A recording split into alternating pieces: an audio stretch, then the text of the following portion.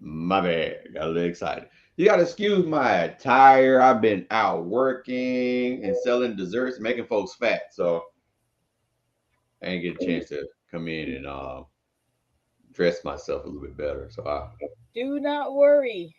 When we are somehow able, I am going to have a freeze preserved order shipped. yeah, I seriously have to. I'm seriously having to get into that. I think my issue was being fearful of orders, so I haven't really dug into it. But I realize now more than ever, I still have control over it. All I have to say, I only have so much, and then when I'm out, I'm out. So yeah. Yeah, okay. Well, I'm So on yeah, you. I'm definitely gonna dig a little bit into that a little bit more. So it should be coming. Okay. So, Dr. Whitney, what do we have in store today with our lovely chapters from your book? And hold up, guys. This is the second episode of the sofa. First episode with Miss Whitney. We love her to death. And for those that are newcomers, because I am now able to go live on YouTube with not having to upload my video. Well, Um, introduce yourself, Miss Whitney. hello. As you had said before, I've been a guest on the So For Real podcast. I am Evelyn Whitney, author of the book Truth Speak: Some Real Reasons Men and Women Don't Communicate. And Mm, there's a special difference between saying that they don't and they can't. When you say mm. that they can't, you create an impasse. But when you recognize that it's just that they don't, there are things that you can do to get over those communicative impasses. And my book is a how-to regarding overcoming those things so that you can have the exchanges and the company that you want versus just the society that you find. Okay. Awesome, guys. And you heard what she said about the communication between men and women. Mhm. Y'all just refuse to do it. Go ahead and say it. Y'all refuse to do it. Ain't nothing wrong with y'all. Okay, I'm sorry. We'll get into some of that. We absolutely will. But thank you again so much for having me. And as we're continuing in the book True Speak, we're starting tonight with chapter 7, Okay. which is some common mistakes that men make towards men, that men make towards women, and that women make towards men, and that women make towards women. And that's where we're going to begin this evening. Okay. So, do you have a PowerPoint? Yes, Okay. let me, I'm preparing to share. And Miss Smith says she loves the book title and the breakdown of the communication between men and women. Uh, well, Miss Smith, uh, I I have to forewarn you. Um, Miss Dr. Whitney has actually written this book about me, and she didn't tell me, and so I'm just learning about it. So everything in this book has to do with me. It's not fair, but hey, Well, they've changed a little bit of the formatting for how I'll be able to share this evening. So I'm going through some of the processing for it to upload my slides as we okay, speak. And hopefully, none of the animation will be lost as I walk okay, through the various points. okay,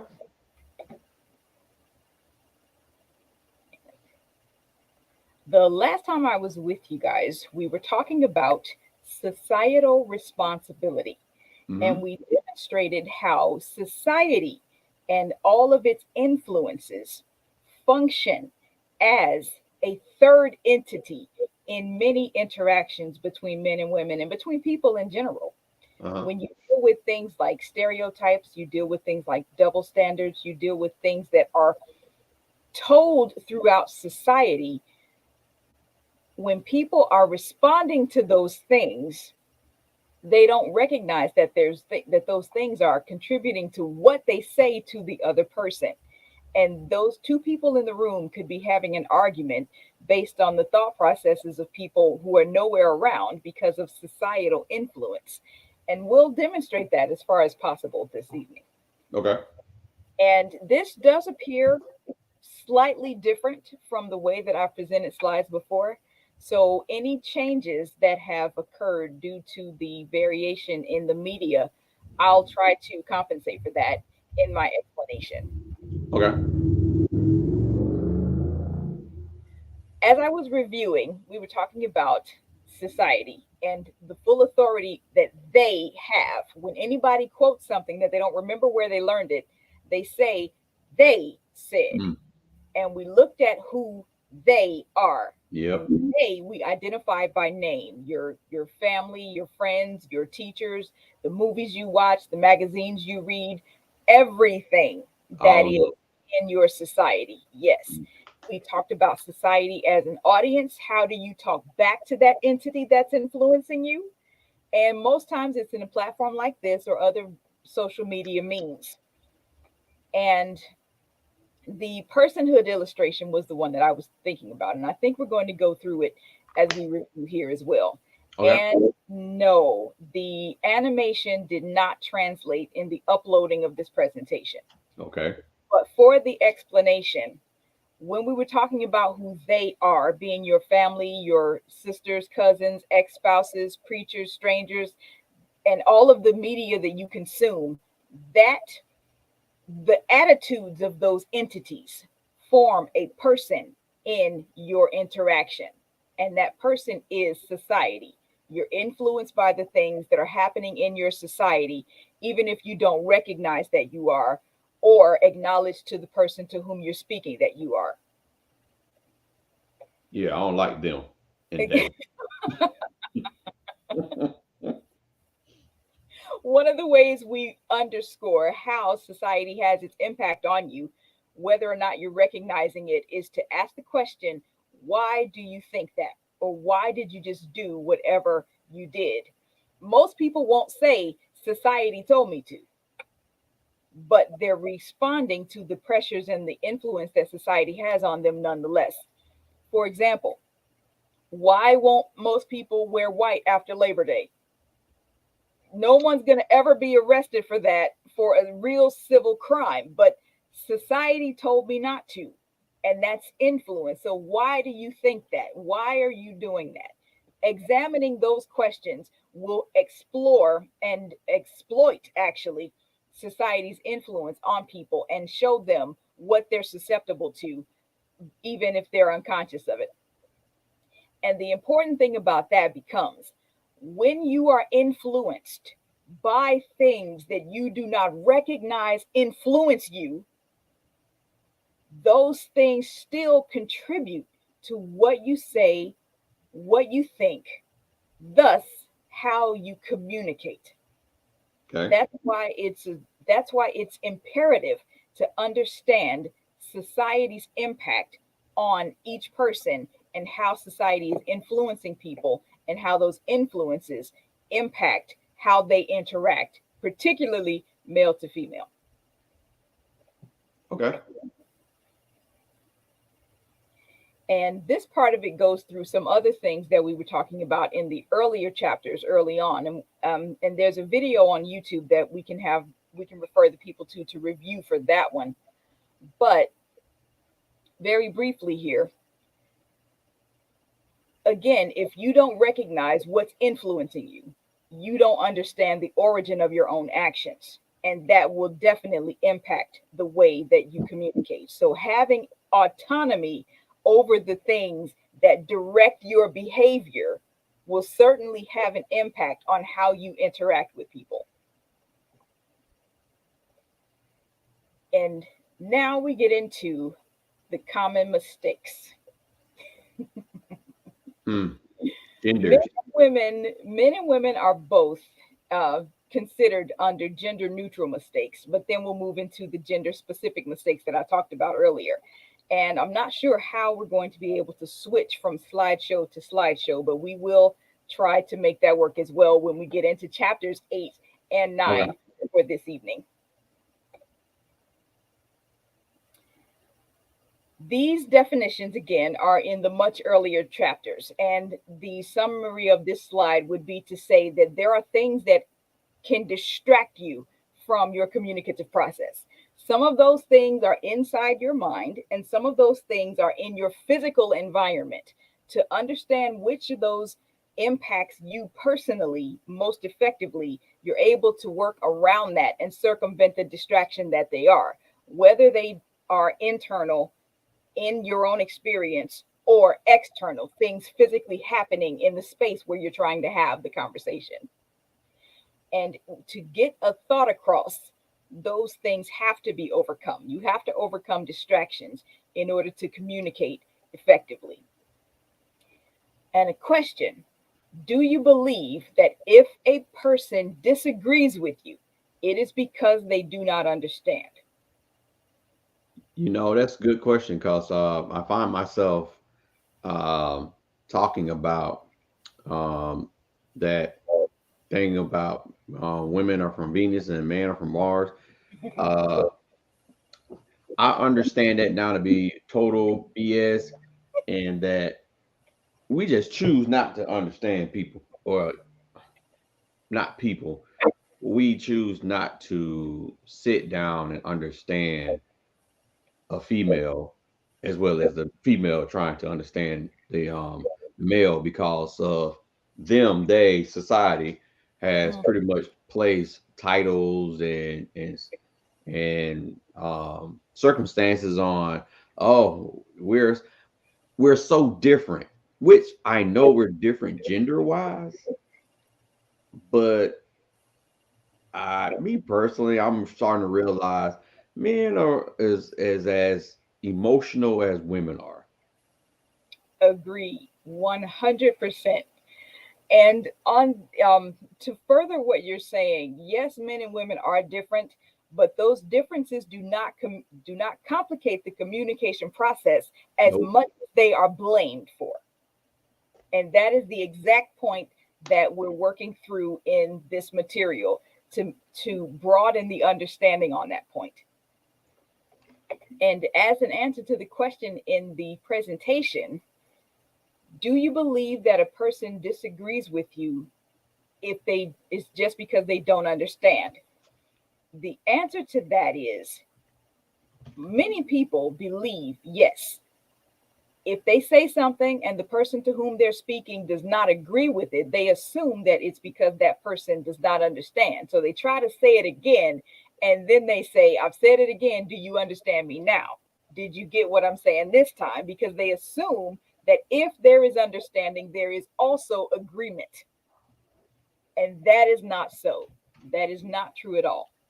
Right. The ironic thing is, once someone does really understand you, you almost put them in a better position to disagree with you because they can say, yes, I've heard you say A, B, C, and D, and I recognize what you mean by that, but I think one, two, and three.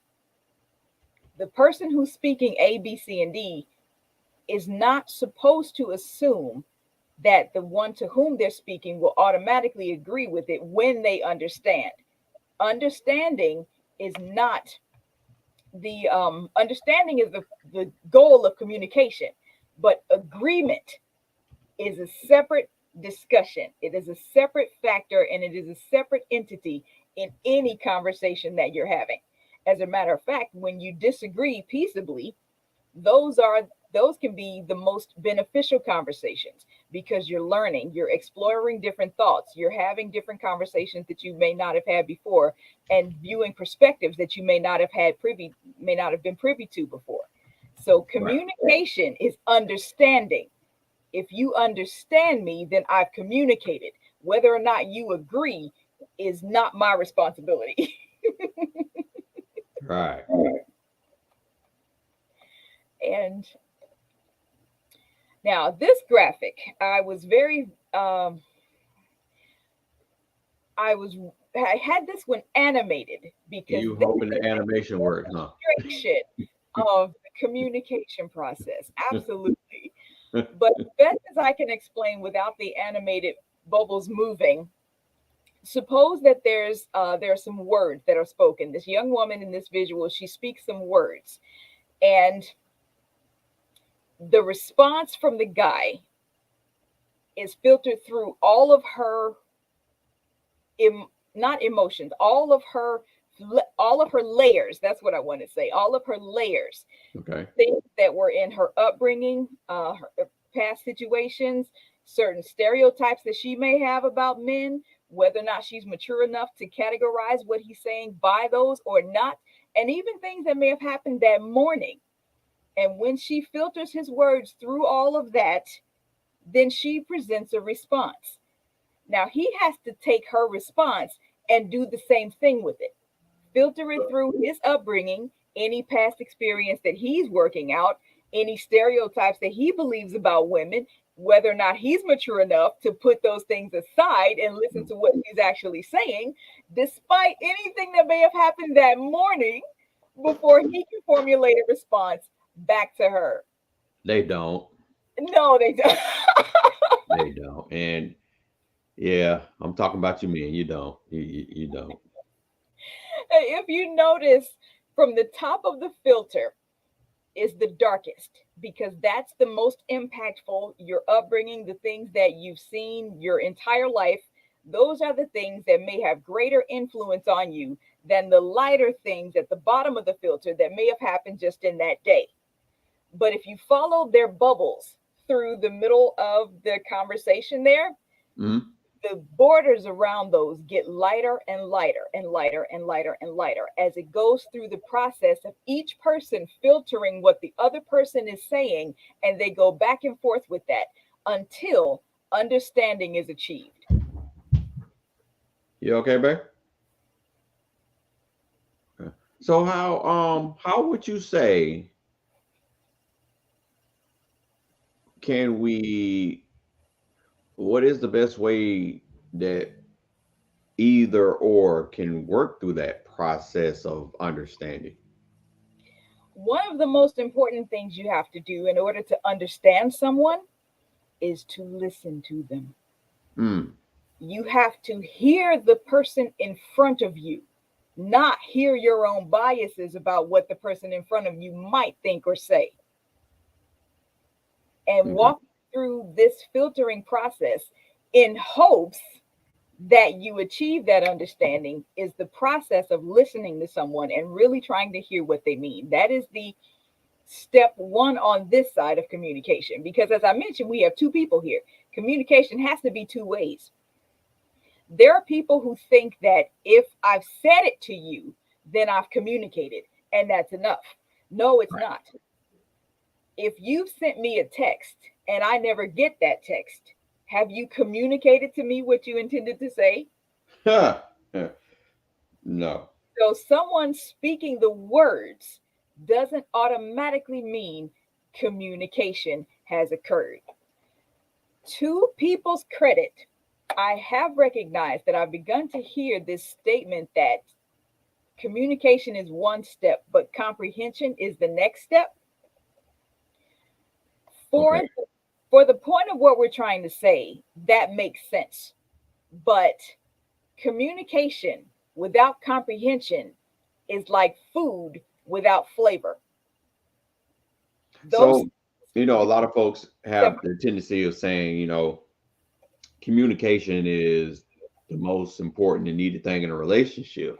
But like you're saying is that we can all communicate, but if we're not trying to comprehend what was communicated, it's still falling to deaf ears, right? exactly, absolutely, absolutely, absolutely. Um,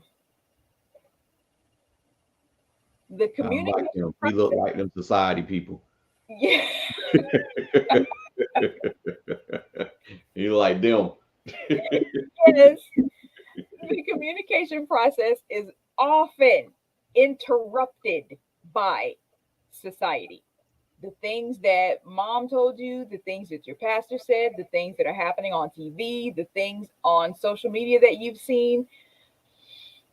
When men and women, particularly, are going through that communication process and they're working toward comprehension,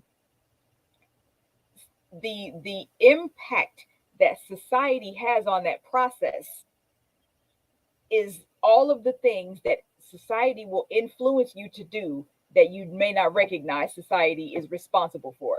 These are the Okay. things that we're talking about in the beginning. Imagine that a man and a woman are conversing about going to a party, and she says, I don't have anything to wear. He's looking at a suit in her closet that's all white. It's a fantastic suit and it's beautiful. And he says, what's wrong with that white suit? She's going to take that as if he is inconsiderate because it's after Labor Day. So she's not supposed to wear this white suit that he finds attractive. Mm. So now society's imposition that you're not supposed to wear white after Labor Day is a factor in their argument about getting ready for this party when nobody else is in the room but them. And this is an easy example to pick on because everybody's heard about not wearing white after Labor Day. But what happens when societal influence is much graver than that? What happens when society is pressuring someone to be in a relationship because her worth is hanging on it, but they're not equally pressuring the man to take a relationship at that same priority level?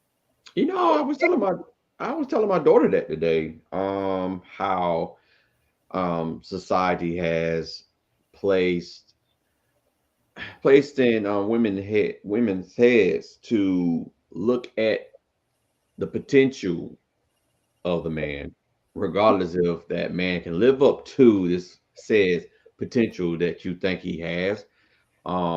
And I just basically had to break it down to her and explain to her that just because you see this potential in this person doesn't mean that he has the same belief in himself, Mm-hmm. and that we can what that saying you about the dead horse, you take beat dead horse or something. You can you can take a horse to water, but you can't make him drink. He's Ah, not yeah, dead. all right, my bad. I'm trying to kill the horse before you even get to the water. My bad. Yeah, so I was like, Dead you, horse is a different figure of speech, though. yeah, you can't make him see something that he's not ready to see yet. And I Mm-hmm. think society does a lot of pressuring on women when it comes to that. Oh, he has potential, and the fact that you see him with potential, that you should be patiently enough to stand in there.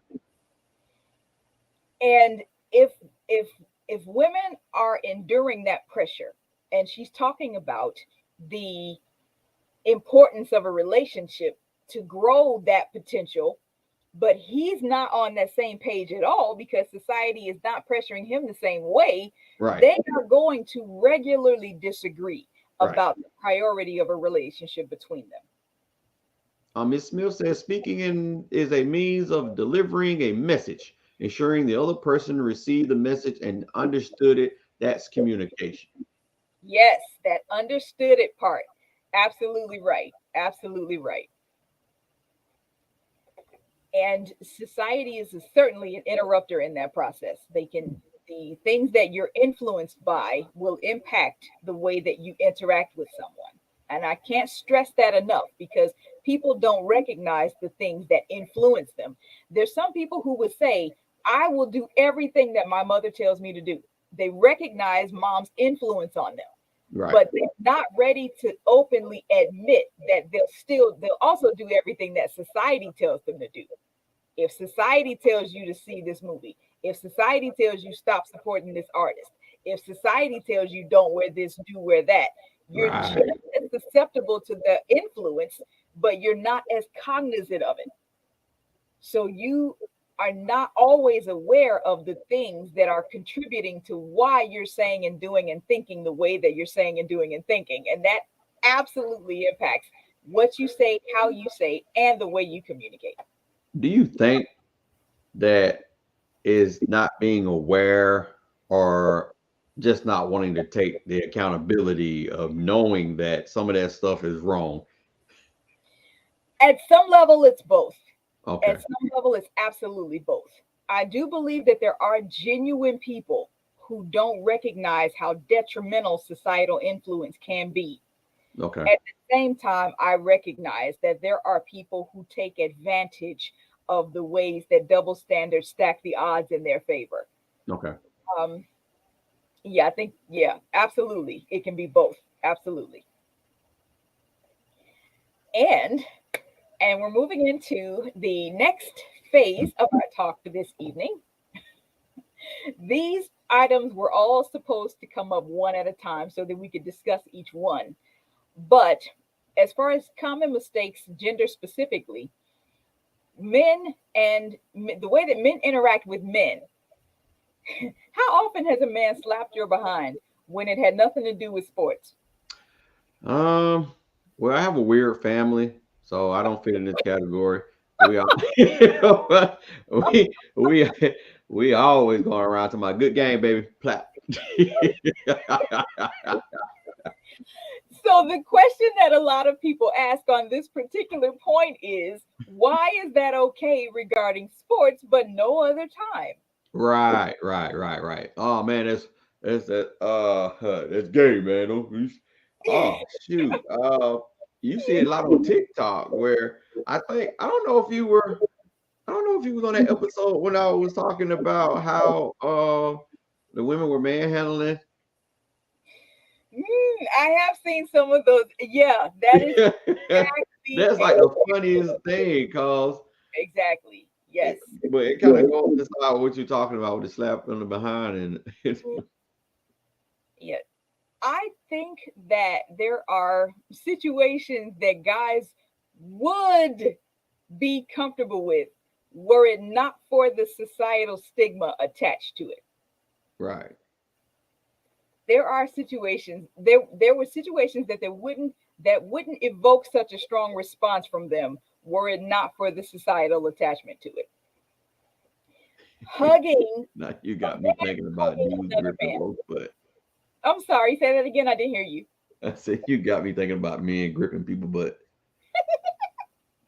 Uh, Oh my. oh boy, cringe. Another aspect of male to male communication that they usually make a big mistake regarding is whether or not they're sick. There are Right. situations that men have, some men feel like they have to push through if they're sick no matter what. And they won't go to the doctor if they're Mm. sick. They'll walk it off and it'll be okay, or all of these other excuses for not taking care of themselves. I'm a man. Yes, and that Don't go to the doctors. that's that should not happen. That is something that they should instantly stop, as in like right now. And the opposite end of that is because there is such an imposition upon them to be strong, to carry the weight, to do all of those things. Why do you think men become such babies when they do get sick? When they do finally say, okay, I have the flu, I'm not getting up, and now Yeah. can't even wipe his own nose. You know what? I never looked at it like that. You know, they don't quote unquote held it in for so long, and now they actually seriously hurting, and all they just want their wife or mama or friend to kiss their boo boo. Yeah. One of the things I've thought about that was this: if someone is dead, if someone dies, Uh huh. they accept that tears are acceptable. When it's not related to sports, if someone in their life dies, okay, they cry about it, we get that. But when they're sick, whatever illness it is becomes that excuse for someone to help them. So, because that happens so few and far between, when it does happen, some of them milk it Yeah. because they don't know how to express a need in any other way that would be acceptable.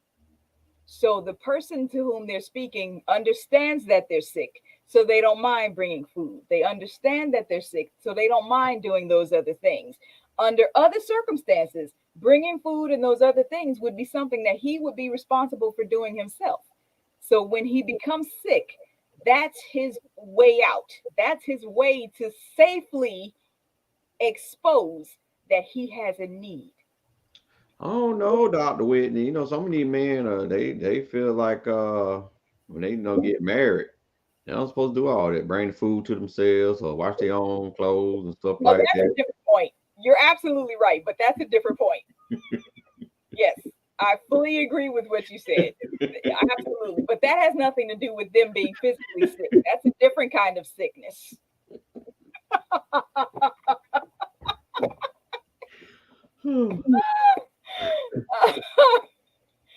So we talked about being man enough to cry just a moment ago. The Right. idea that men need emotional outlets just as much as women do. And you began our chat tonight with that very notion. Right. Men are emotional beings, but they're not, but their emotionality is streamlined into particular things. But a woman's emotionality is streamlined into other things. Both men and women have emotions, obviously, Right. but for the societal conditioning aspect, a woman's emotions are this way and a man's emotions are only that way. And if they're not like this, then he's wrong.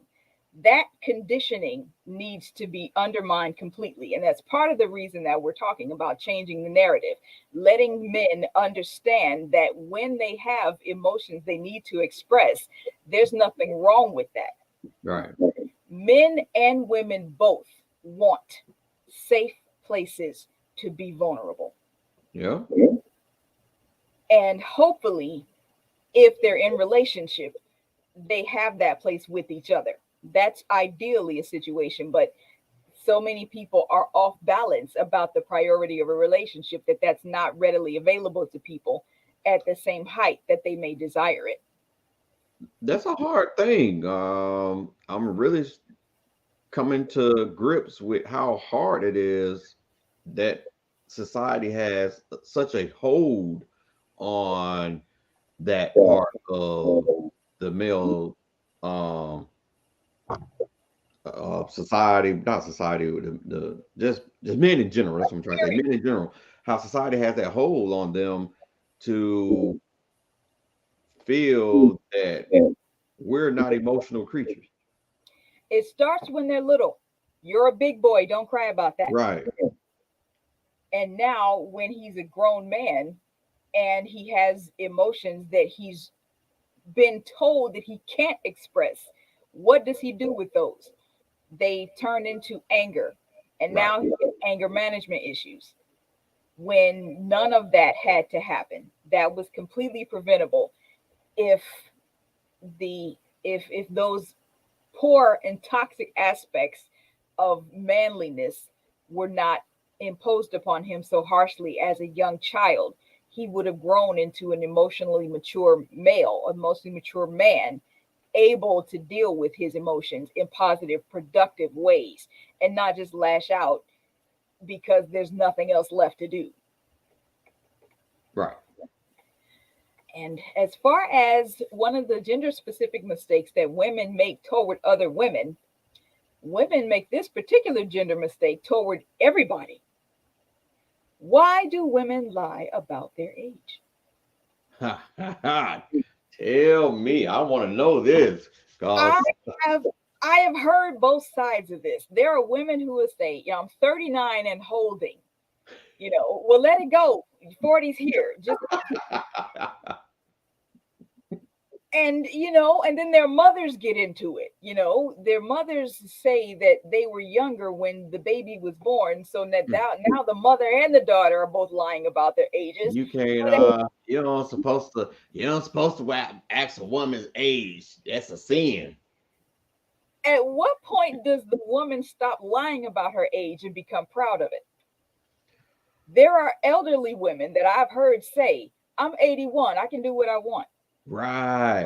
76, I can do this and say this if I want to." So what happened that you used to lie about your age? What was that tipping point that then later you become proud of it? Because I'm telling you, if somebody does the math, there's about 25 years missing.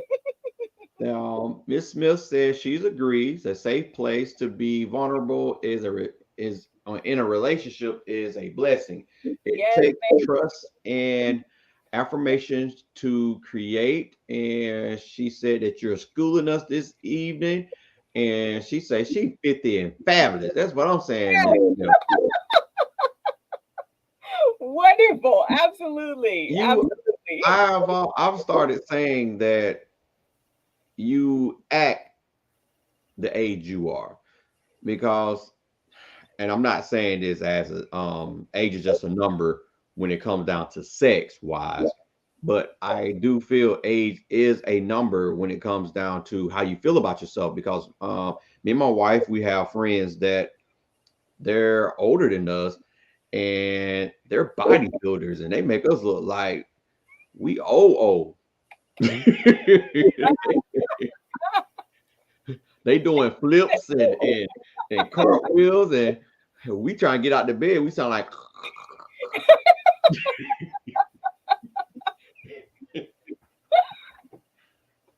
yeah. So, Oh, goodness.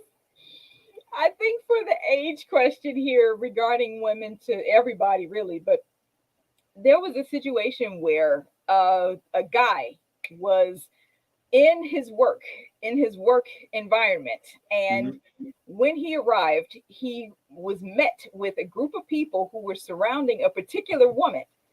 And this woman had always talked about retirement. She had always talked about all the time she's going to spend with her grandchildren. And however it arose, he was called upon to guess her age. Okay. He said, I'm going to consider that she's always talking about retirement, knock a couple of years off just to be nice, and I'm going to say she's 55. So he's just ready to make everybody happy and cheer for him, saying that she looks like she's 55 years old, right? Yeah. And the dead silence just enveloped the room. And he looked at her and she said, I'll be 35 in 2 weeks.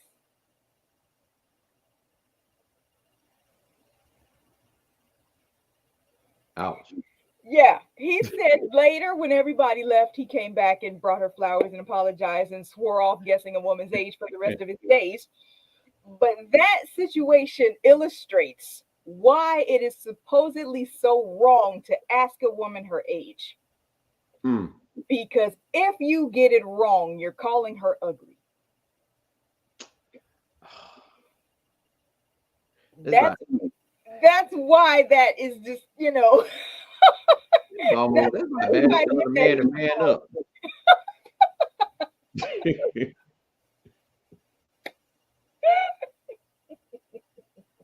Golly. We just need to stop, man. Yeah. That is a big part of the impropriety of asking a woman's age. If you get it wrong, or you assume that she's older than she is, then you are by default offending her, and that is assault worthy. And this is one of those things that society imposes upon us. And I'm with Miss Smith, 50 and fabulous here. I'm not 50 years old, but I love her attitude about it. That's exactly how it's supposed to be. I'm not That's the quite Miss 50. Miss Smith, the sex guru. We're gonna have to bring her up on the show. Oh, absolutely. Okay. Another woman to woman mistake is the club dress. And that's just what I'm calling this one very briefly. It's not necessarily a club dress. It's just any time that a woman is offended or upset when another woman is wearing the same thing. Hmm. Why? If you don't have a seamstress making one of a kind of clothes for you, don't be shocked when somebody shows up wearing the same thing you're wearing. Right. That It's a saturation of everything. Exactly. And that makes no sense to me personally. Yeah. But it's supposed to be an affront to the other person who's wearing whatever the same You got thing. on my dress. I look better in it than this person. And oh my God, I told you I was wearing red to the party. So why would you show up in red? Foolishness. Yeah, it And is foolish. that is a huge mistake that women make towards other women, especially if you go and if you watch enough TV. It used to be that one woman who saw a woman in her same dress would go and throw a drink on her. And Right, right, right. Always be red wine. yeah, usually red wine. Now, see, here's the bad part about that. This is the part. Number one, that's assault. That's a crime. She could be arrested for that. Secondly, let's say that woman two has come to this event because she's had a long, stressful day at work. Everything in her household is crazy. She just needs to get away. And you throwing a drink on her is that last straw. Oh, yeah. She happens to be carrying. Ah, yep. Now And you're now you done because got killed by throwing a drink over. Yep. over a dress, Yeah. Make it make over a look. If it's that important, go change your clothes and come back because you have no idea what this woman has been through that That's you're too easy. something on her just because you feel bad that you're in the same dress. That's That that's just too easy. absolutely that makes no sense to me, like at all. And worse than that, if it is a club, you don't know that woman number two knows the bouncer. Yeah. And if the bouncer gets involved, maybe the cops won't come. Maybe there won't be any gunshots, but this will be the last time you set foot in that place Yeah. because now you're creating a problem for one of the bouncer's friends. Yeah. All of those things are unwritten facts that some women don't think about when they approach another person just because they're wearing the same dress. I think that makes absolutely no sense. And women should be taught that there are more important things than what you look like. At large, they're not substantively. We talk about body positivity and everyone can be beautiful in their own way. We talk about that, but right after you hear those speeches and those soapboxes and everything that everyone says about that, the very next magazine cover you see is the same old thing. The very next movie star you see is the same old thing. The Yeah. very And by the buck 20. Yeah. exactly. So Yeah. there's that mixed message going on there that yes, you're supposed to be yourself, but if yourself is not like what we say it should be, you're ostracized. Right. Right. It's contradiction of itself. Exactly. Exactly. And the expression of destroying somebody's outfit just because they're wearing it the same as you is it's classic, it's textbook conditioning and societal influence. Because if a woman would stop and think, I'm about to approach this woman, I don't know what she's gone through. She could punch me out, she could shoot me, she could kill me.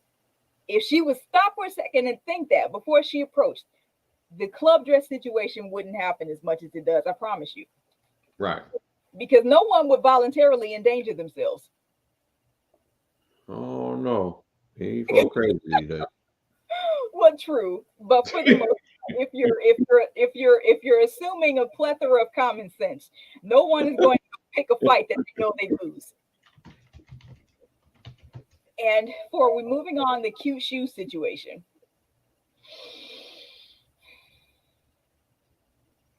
Hmm. Wait. Hold on. Are these red bottoms or Jordans?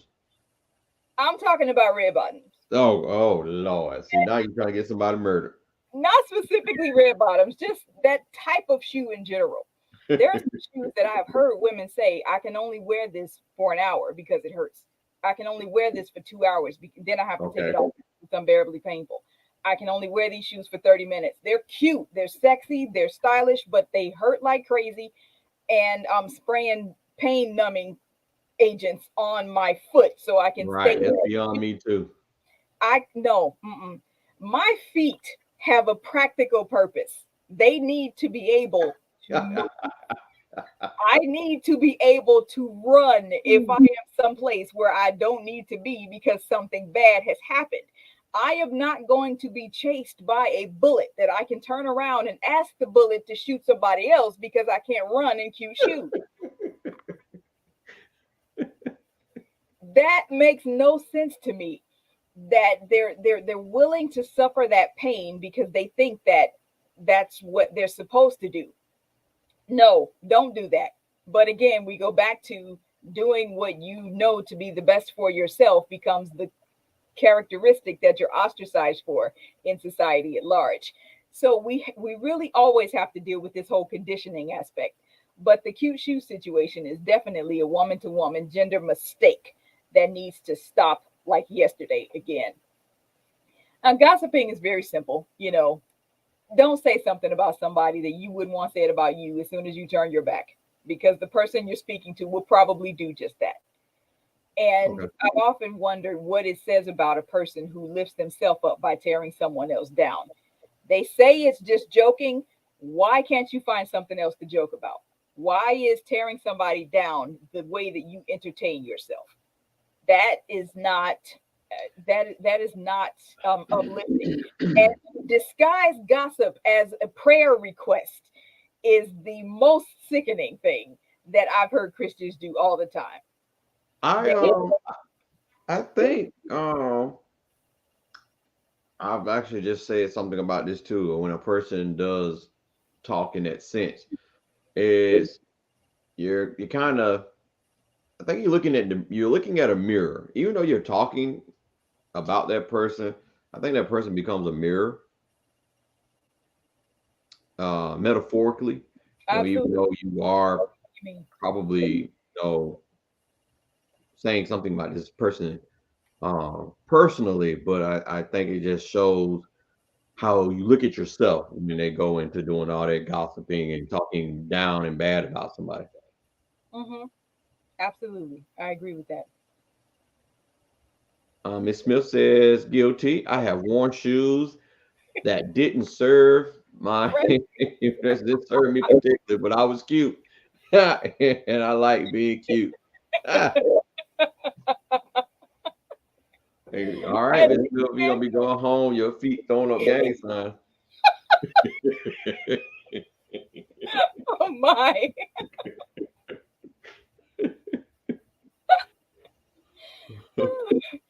I just have one thing to say about frenemies. Okay. If you cannot support me behind my back, I don't need your smile in my face. Mm, that's a good one. If more people believed and acted that way, there would be less of this instance of frenemy. But I've seen women who enjoy pretending that they're friends with someone. And as soon as that someone walks away, they turn to their other friend and start bad mouthing this person. Yeah. Society teaches women that that is acceptable because she's a woman, and that it's catty and that's stereotypical and that's okay because that's what women are supposed to do. I disagree with that. I fully believe that that is carried out to the degree that it is because it is so encouraged. Should someone just say, I'm not going to do that? You all have this conversation without me. I'm going to get a drink. I'm going to get some food. Or making any excuse to be away from that. More people would stop doing it just by the influence of those who want no part in it. Okay. And for our next slide, we've covered man to man, we've covered woman to woman. What's next? It's going to give you everything right now. It's almost a preview, but not quite yet. Okay. The common gender mistakes that women make towards men. One of them at the top of the list is letting outside influences control the relationship. She will talk to her best friend, to her mailman, to the grocery clerk, to her mother, to her sister, to her aunt, Becky, whoever. And all of those things that those people say are now automatic law. And this man, unsuspecting, is supposed to be responsible for all of that now. Okay. I recently saw a meme that was directed for men, and it said, Sir, if your girlfriend has a best friend, a favorite cousin, and a favorite auntie, that is the counsel of your relationship. Yeah, you might be right. Now, Yeah, I'm not suggesting that getting outside perspectives is bad because counsel is wise when it's good. right, But when you're talking to your girlfriend who hates her boyfriend and wants you to be just as bitter, she's probably not the best person to go to for advice, right, especially when especially when your guy is not doing the same things that her guy is doing that she's complaining to you about. Now the first guy becomes responsible for everything that the other guy is doing because his girlfriend is imposing that on him because of her best friend. Nonsense. Stop all of it. No, stop doing that.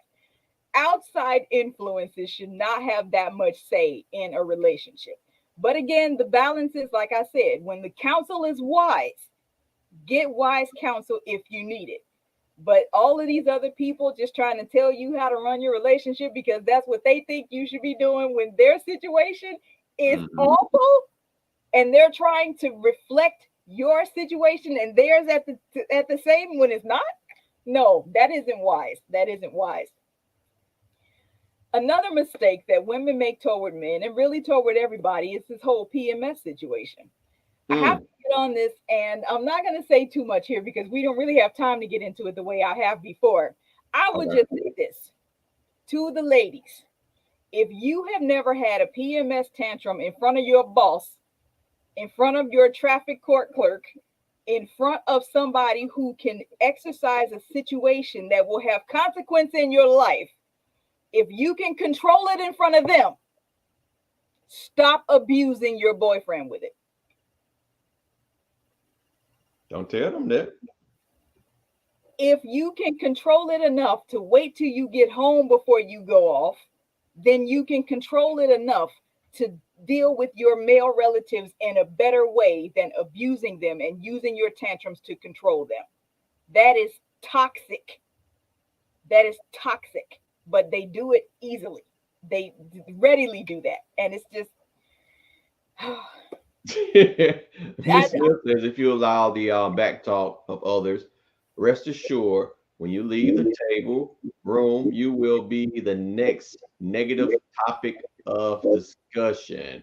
Also, boundaries is a form of self love. Use it wisely. 100%. Absolutely agree. Absolutely agree. And closing on the woman to man mistake, when he asks her what's wrong and she says nothing. Nothing. And I put nothing in quotes because those are the actual words. Normally, this, for good or bad, guys are given leeway to be emotionally oblivious. So if he doesn't know, there's a reason he doesn't know. Believe that he doesn't know and tell him. He cannot read your mind. Right, right, right. Not a tarot card situation. If he doesn't know, he doesn't know. Accept that. So that when he asks you what's wrong, tell him what's wrong. Do not answer with nothing when he's only asking because it's obvious there is something wrong. I've actually coached a young lady, and that's the one thing she told me. I just learned that I thought I was raised to think that men should know what I want, and I'm like, no. If you and that kills me with the cause a lot of women feel that a man should already know how to love me. Mm, mm, But I can't love you the same way I just love my ex because the exactly. I don't think you and who I might have beat her and I had a change of heart and I'm not that violent anymore. I don't think you want me to beat you like I did my ex. But I'm just saying. I'm just saying. But but oh for real, That's how I look at it. It's like you people don't want to know. Don't tell me about how you viewed your ex. Why not? Because you should know. I agree with you absolutely. I mean, not for the whole beating thing, but are there are different healthy ways to love people. Right. And if boyfriend A needs certain things that boyfriend B didn't need, I'm Right. not going to get the same love response from boyfriend B doing the things for him that I did for boyfriend A. Yeah. It's because people are different, and both of those ways can be healthy, but Yeah. people are just different and they have different needs. So I totally on the thought that this young woman said men should know what I want. Part Yeah. of the dysfunction in that is some of the other societal imposition that men are supposed to be these guys who just know everything, the smooth talking, suave, whatever you want to call it, and the woman is she's just supposed to walk behind him and do whatever he says. Mm. So if he doesn't know, then that's odd to her because that's how she was taught that they should be. And that is unfounded. That's Mm. completely unfounded by most reasonable standards. Yeah. Miss Smith also added, okay, if you can control it for outsiders, do the same for your significant others. Yes, Um, yep. And she said, yes, tell him what's it's wrong. wrong. I mean, Exactly. that be sitting over there Exactly. Exactly. about 5 hours later. You know why I was mad. You know why I was mad with you. No, I don't. Yeah, and it's so funny because I've heard people, men and women, but women will say communication is key, communication is key, communication is key, and then won't talk I ain't communicating whatsoever. when it's necessary. You know, it's that is one of the impasses that men and women can easily overcome if they follow the content in my book here. Specifically for the man to woman mistakes, Yeah. psychosensitivity. Why all this so long, bro?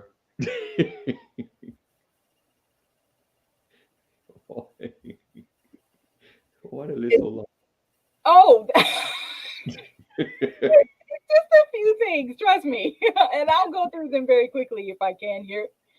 But psychosensitivity is one. Since I dealt with the PMS on her side, I have to deal with it on his side too. Okay? Guys, stop assuming that every time there's something physically wrong with a woman, it is her cycle. There are men who don't care about what women go through at all. She's just this tank that's supposed to go like batteries, and that's just it. That's wrong. The other extreme of that is to assume that every single time there's something wrong with her, it is cyclical. Mm. The fact is, women have stomachs too, and stomachs can somehow get things ingested into them that they probably shouldn't have. Mm. So if her stomach is hurting, it could be because she's eating something that she shouldn't have. It Mm. could be because she's gone too long without eating. It could be Mm. because she's eaten too much. Stop assuming that every single time a woman has a physical problem, it's always her cycle. It's her cycle. Don't do that. She don't love me. It's her cycle. I was just about to go there. I was just about to go there. There are guys who use the psych. They ask her, "Are you on your period?" when she's upset about something, as Yeah. if that's the only reason that she has to be upset with something he did. Stop doing that. That implies that you think she is irrational all the time, no matter what. Now, I forgot this in the PMS section, but just to circle back right quick, the medical evidence that research uses to underscore the hormonal changes and the irritability and all of those emotional responses to PMS, Uh, the same medical evidence says that it does not happen for every woman. so are you saying that not all women are like dinosaurs when they period on and they're gonna bite your head off? Yes, I am. I am Dang. saying that exactly. And it's the same evidence. There are women who swear that every other woman born is going through the exact same thing, and she's not. Some women's symptoms are always more emotional, the irritability, the mood swings, all of those types of things. On the other hand, some women's symptoms are always physical, the stomach pain, the back pain, the fatigue, those kinds of things. And then some women have mixes of them both. But the point that I'm making with that is many of the women who suffer predominantly physical circumstances don't have hormonally angry rampages. They're on the opposite side of those extremes. And it's the same evidence that says if it happens for one, that does not mean it has to happen for all of them. And people don't understand that, or they do, but they use it to their advantage. When a woman is saying, I'm on my cycle, so now Yeah. I'm going to scream at everybody and you just got to deal with it because I can't control these hormones. Yes, you can. We talked about that just now. I was We talked just you took the words out of my mouth and say, you know what? Really, I think that's a cop out, and some women just take advantage of that. You know, I'm on my single. Yeah, Yeah. absolutely it is. And Um. I'm not saying any of this to legitimize the suffering that women endure. What I Right. am saying is that what she's suffering should not be an excuse to abuse the people around Views. her. Yeah. Miss Smith says, going back to some of the woman to the man, she said telling your partner what's wrong creates a safe space of vulnerability for both. And she also stated that she seems to think that your book is starting to be about her too. So, Miss Smith, you see my pain? Yes. Yep. Uh, she also says, just blame it on the cycle. It's like the song, blame it on the alcohol. Of course, that is what she's saying. Not every woman experiences their cycle the same. You hear that, guys? You hear that, women? Exactly. Exactly. Mm. For the man to woman error. Men, stop lying yourself up. Tell the truth. If you make 100,000 a year, don't say it's 250,000. If you make 250,000 a year, don't say it's a million. Just tell the truth. Man, Don't if you don't lie. like the girl, just tell her you don't like her. Don't try and have sex with her, then let her and break her heart, and then she be just all messed up. Stop it. Mhm. Yeah, I'm like her. Stop lying. Yes, stop lying. Exactly.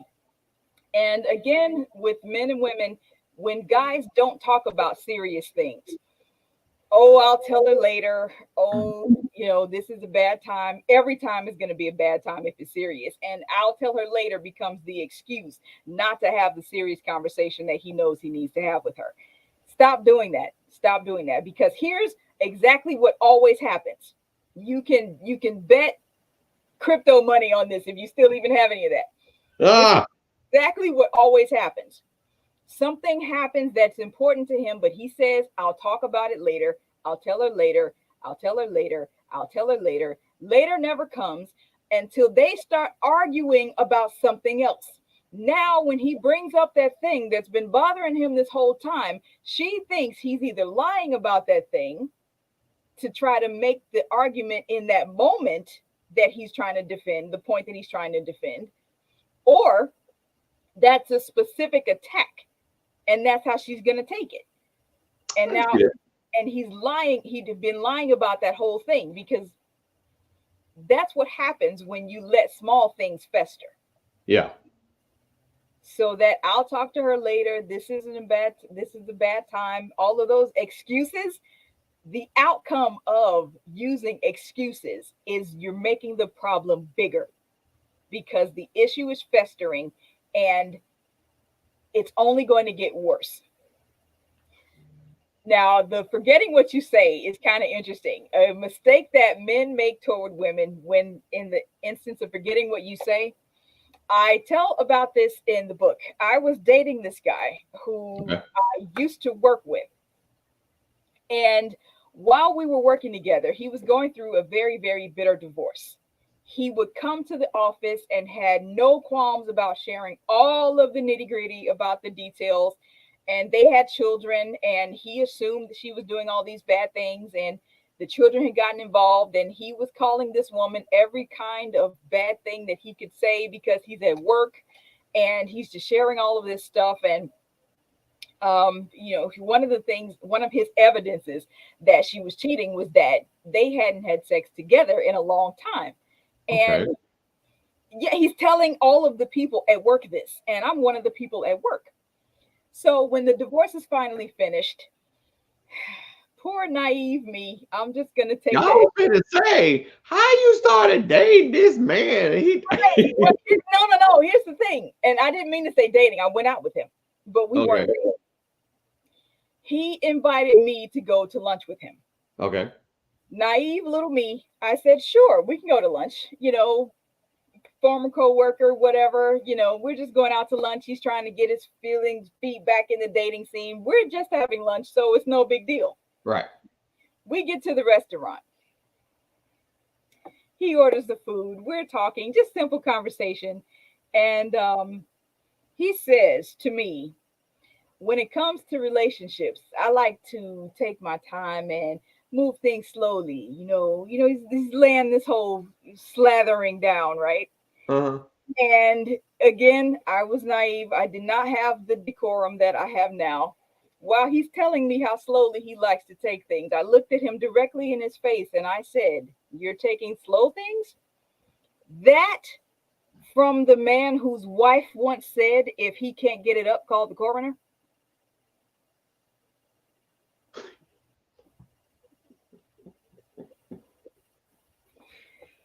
His whole facial expression completely changed.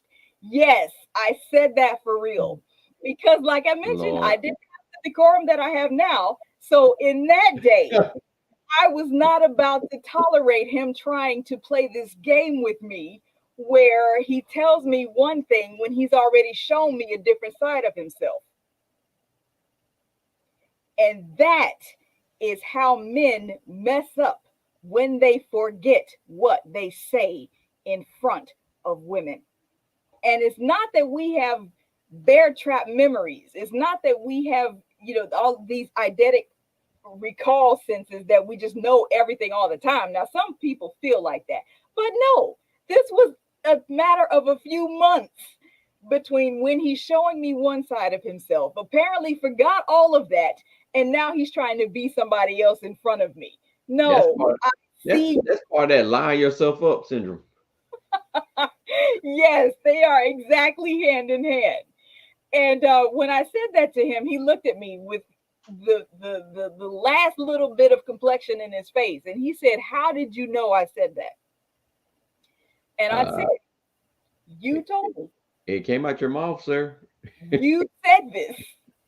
And so when guys say things, then forget what they say, and then try to say the opposite to the woman, she has no belief in his credibility whatsoever. Right. Now he has to recover that to try to show himself worthy of her attention. Yeah. So when you forget what you say in front of her, that can backfire. That is always a big mistake. Well, Mm. most of the time, that's a big mistake. And on the last one for this one, reminders of the past. Oh my goodness. This gets into fair fighting. You should. There are women who are wordsmiths. Absolutely. We take that, no question. Yes. And there are men who get frustrated arguing with women who are wordsmiths. Okay. So when I like he, that. I like that title, wordsmith. okay, but when he has nothing to say back to her, he will remind her of something painful in the past just so she'll stop talking. I can see that. That is not fair fighting at all. And I deal with fair fighting in a later chapter. We're coming upon that in the course of the material, but that is definitely something that he should stop doing because it will cause her to emotionally withdraw from him. and feel like she can't even converse with him without being threatened that he's going to throw that back in her face, whatever the past was. And that's Now, and guys, she's not talking about stuff that's present, because I can show an example of not being past. Because regardless of you cheating with a whole nother different person, cheating is cheating, and if you're still cheating, it ain't in the exactly, past. exactly. And these are the things that we've talked about regarding the common mistakes that are gender specific, man to man, woman to man, and man to woman as well. And while we're talking about this, I have one other thing I want to point out on this point before we move to chapter 8. Okay.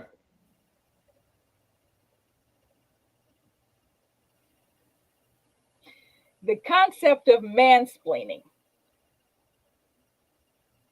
Normally, when people talk about mansplaining, it's the idea of a guy who is saying something to a woman that is condescending or patronizing, or as if she is intellectually unequal to him. So he Okay. has to dumb it down or talk down to her so that she'll finally understand what the lofty content of this male conversation is. Mm-mm. Is there a counterpart to mansplaining? Oh, Whereas you would imagine that a woman talking down to a man would be the counterpart of it. And that would be what would be called femsplaining. But hmm. that's not what it is. In mansplaining, there is a position of superiority that he has over her to talk down. Femsplaining, that's supposed to be this counterpart by terminology at least, does not give the woman a position of superiority to talk down to the man. What it has said it is that it's a woman explaining what she thinks the man is thinking. Okay. And the reason that I brought this up is to go back again to societal influences and societal factors. Whereas it's simple enough that mansplaining would be a man condescending to talk down to a woman, femsplaining would be a woman condescending to talk down to a man. Right. But it's not like that. That definition has been taken out and stripped of that implied superiority for the woman to even have, for her to even be able to talk down to a man. Huh. And that is one of we really have to get into that a little bit later. But the point that I brought this up again is to make the point that this is how society influences in general.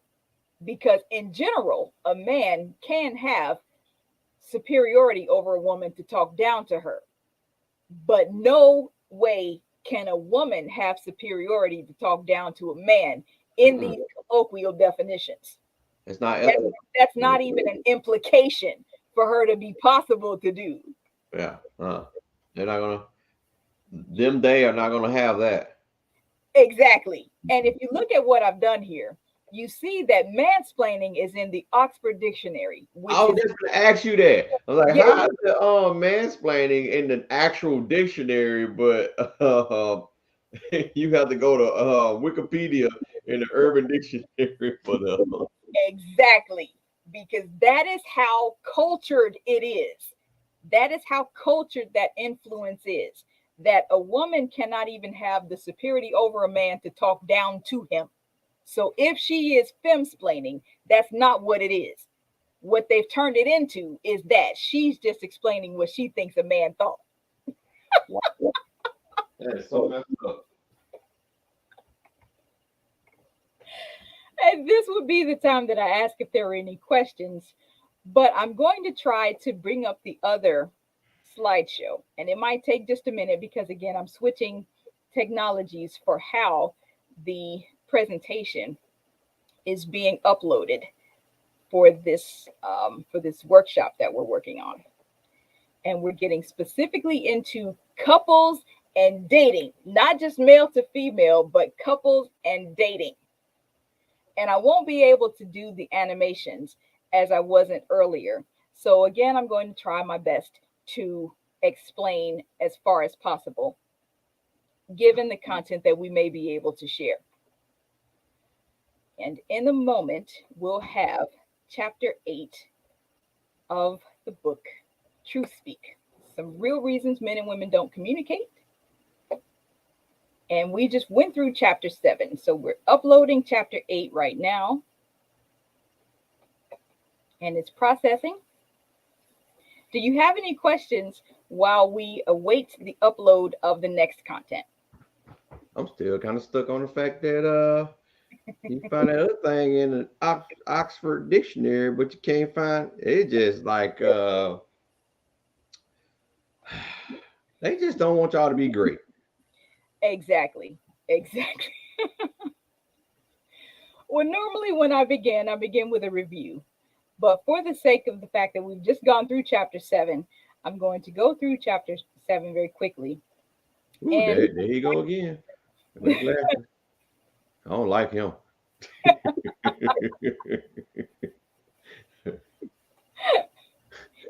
to do with couples and dating, these are some things I want to talk about very quickly.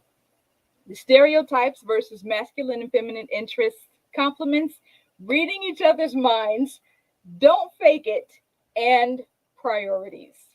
Okay. Now, a stereotype is, of course, the generalization of behavior, and it's based on gender, race, or things of that nature, things about any individual. In the beginning, the goal is about how to impress somebody, right? If you're going out and you're dating them, and that's why men lie themselves up, and it's why women laugh like hyenas when stuff isn't really funny, because they're trying to interact. It's all garbage. It's all garbage. It's all garbage. And we all know it, but everybody does it. That is societal influence. That is the reason that if you get somebody's phone number and call them before the third day, you look desperate. That is the reason that those types of dating games and dating rules are in place. Those rules prevent people from getting to know each other as opposed to what they're supposed to facilitate.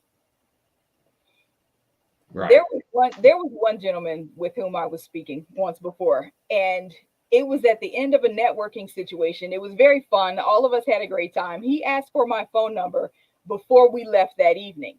And I told him, we've exchanged phone numbers. If you wait 3 days to call me, I'm not going to answer. He was taken aback slightly because, of course, he probably never heard that before. But he asked me, he said, okay, then when would you like for me to call you? And I said, sometime in your free time tomorrow. It's fine. I just don't believe in these societal rules that shape how we're supposed to begin to get to know each other. And he said, okay. Do you know when he called me? 3 days later. No, he actually got what I was saying, and he heard what I said. Actually understood, and he called me the next day. Okay. And well, I'm proud of him. he understood the assignment. Now, factually, I do understand exactly why you said that, because you really do recognize that many people are steeped deep into these rules. And to meet someone else who is not is the first refreshing breath of fresh air that you have in the interchange with that person. But that's how deeply it runs. That's how impressive, not impressive in a good way, but imposing upon individuals societal influence is, and how it factors into what men and women are doing as they interact together. Okay. Now, what if you could have a relationship with somebody without all of that first? That sounds like it would be perfect. Right. But that takes bravery, because most people aren't going to step out there on that ledge like I did. Most people aren't going to say, wait, I'm not going to answer. most people, okay, many people Okay. are many people are um, many people have taught that this is the way that things are, so they're not going to stray aside from that, and they should, because it's not healthy when you follow these arbitrary rules that don't serve you in the long run. Yep, Now, there you go again. when we deal with feminine and masculine interests, I had to try to create something that was general enough that everybody could understand, but still distinctive enough to make the point. So I picked magazines. Okay. If you, how do you define what a male interest is and what a female interest is without using stereotypes? And that's where the magazines came. Magazines that have a predominantly female subscriber base would be serving the feminine interests, and the same for masculine interests as it is currently structured. So I'm not trying to dethrone the differences between men and women. I'm trying to help people consider how the impositions of those differences impact what they do and think. Okay. And I have to sneeze, excuse me. So, how do you engage someone regarding what they're interested in without using a stereotype? Rather than assume that all women like shoes, ask, do you like shoes? Is this something you're interested in? And now, see, you asking too much from you just you just asking too much.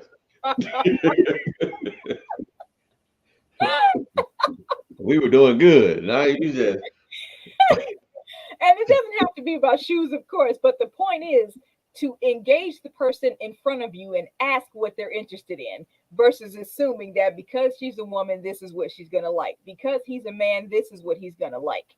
And without those assumptions, you're setting yourself in a position to get to know that person more genuinely because you're not heaping upon them things that you expect them to know and do or think. uh-huh. And that provides the basis for getting to know the person versus butting heads until you drop all the stereotypes between you. There's a much easier way to begin relationships. People just don't want to embrace it because it calls upon them to move outside of those arbitrary structures. And when men give women compliments, men, let me just talk to you like bottom line here, okay?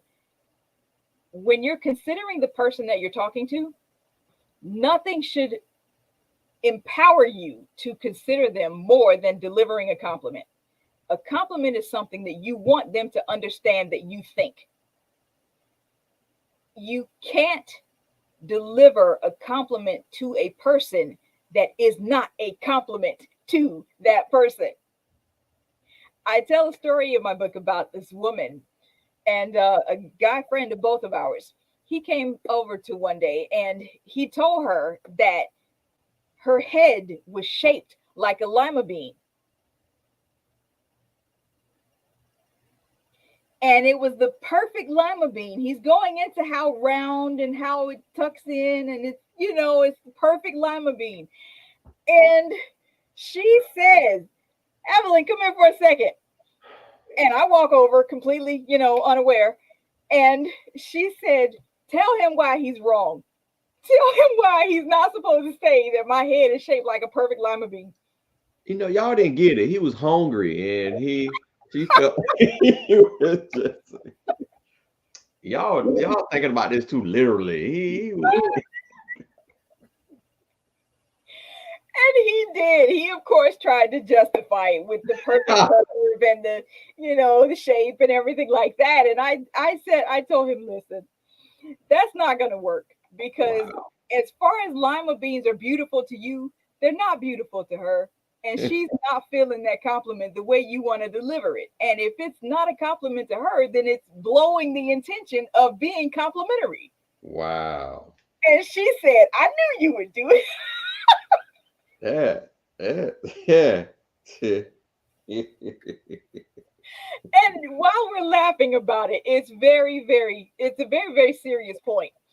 Just imagine a supermodel, just any one of them. And if there is a woman who's not a professional actress, who's often compared to that supermodel, it sounds like that would be a compliment.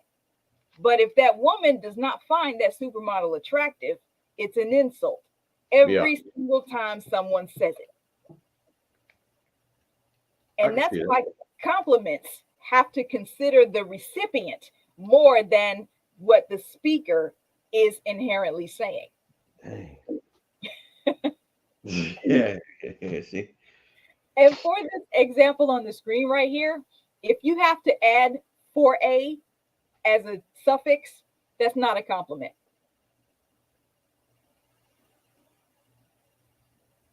If you have to say, Oh, kind of like you're oh wow, you're so cute for black girl. exactly, Okay. those things are not compliments. Those are not compliments. And in that instance, of course, it doesn't wholly matter what the person was intending to say. They've still imposed a judgment on you. Dang. As if whatever you are shouldn't be that attractive. As if whatever you are shouldn't be that smart. As if whatever you are shouldn't, it's like you're like the example that you gave, you're pretty for a black girl. As if that person thinks that black girls aren't pretty. So now here's the new example that they're seeing, and that's supposed to be a compliment, but it's really not. Like, not at all, because it speaks more to their imposition of judgment upon an entire group of people than it does anything positive to the one to whom they may be speaking in that moment. Yeah, now you got me rethinking all the little compliments that I thought was compliments and they use for, yeah. Nah, nah, I just realized I'm ugly.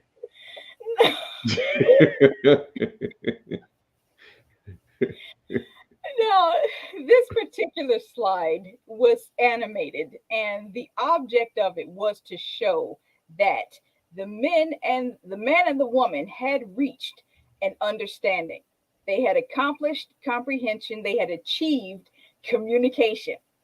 But heaped upon that were the various bricks that society was responsible for putting onto their relationship. The Okay. stereotypes, the implications, the rules, the all of those things. And it built a brick wall between them. That is the impetus behind the cover of this book. That is the reason that men and women don't communicate. All of the things that society tells them they're supposed to be doing that don't benefit them as individuals in their interactive process. However, there is an answer, there is a solution. This Okay. brick wall built by society imposition is knocked down by the hammer that is Evelyn Whitney. That is the reason that this cover is the way that it is. Okay. And this question here asks, how can you intend to communicate a thought to someone who doesn't expect to believe what you say? That is what happens when societal stereotypes and all of those other factors influence men and women the ways that they do. And then the men and women try to come together to talk to each other. How? If all men think that all women are hormonally irrational, what type of conversation would they really have? Not If good one. all women think that all men are um, mentally incompetent, what kind of conversation are they really going to have? Breaking all of that down is the purpose of this work.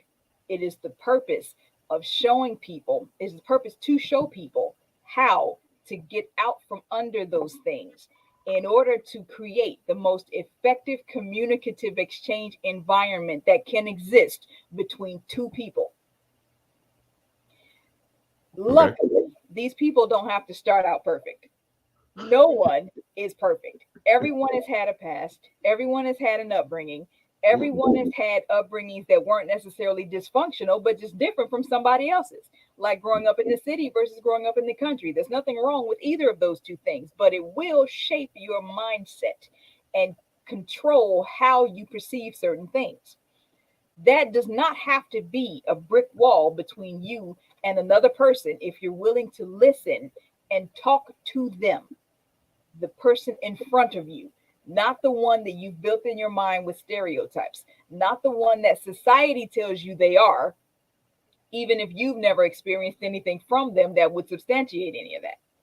Right. Coming apart from all of those things, from all of that noise, and dealing one to one with that individual is the optimal communicative environment. And that's what I want people to have when they finish this work. Now, as we go back to couples and dating, we dealt a little bit before with, men and women aren't mind readers. If they ask you a question, answer it. They can't read your mind. I personally would find that to be the most intrusive thing you could ever do. You don't even want people to know your Google search history, because in that moment, it is a snapshot of what you were thinking. How much more intrusive would it be for somebody to really be inside your head at the very time that you're thinking? No, I would rather just tell you what I'm thinking than to give that access. So if you are Yeah. talking to somebody, don't think that they can read your mind. Just tell them. Just tell them. Just tell them. Okay, And there you go. You give too much credit. and on the other point about not faking it, many people, of course, would think that I'm talking about orgasms when we're talking about male to women, Ah! female Ah! communication. Don't fake the orgasm. Yes, I Ah! absolutely mean that. But more importantly, for this texture of conversation, if you're not interested in something, don't fake interest in that thing. Mm. If you meet somebody, if a woman meets a guy and he is an ant collector, woman, do not pretend to be interested in ants, because when he buys you that ant farm and it breaks in your house and infests your bed, it is only your fault. That potential. I see the potential in them. I see the potential. Don't fake liking things that you don't. What you can say is, I've never thought about that, but you can tell me why you love it so much. Yeah. That lets them show you without making you responsible for liking it as well. Also, guys, what she's saying is during it is great to have a dating stage because these are the questions you should be asking. Who are you? Who? What do you like? 100%. 100%. And ladies, specifically on this point, if you do not know a lot about sports, do not try to impress your new guy with the little two things about sports that you know, because once you engage him and you have his attention about those two things, what Yep. happens when he's interested and you have nothing else to say? Yep. Like, man, you lied to me, man. So I don't like you. that goes into not faking it. And on the other end of that scale, ladies, if you grew up in a house that you face painted your face the colors of your teams, and you and your brothers and your dad were in the stadiums, and you're afraid that a new guy is going to be intimidated by how much sports knowledge you have,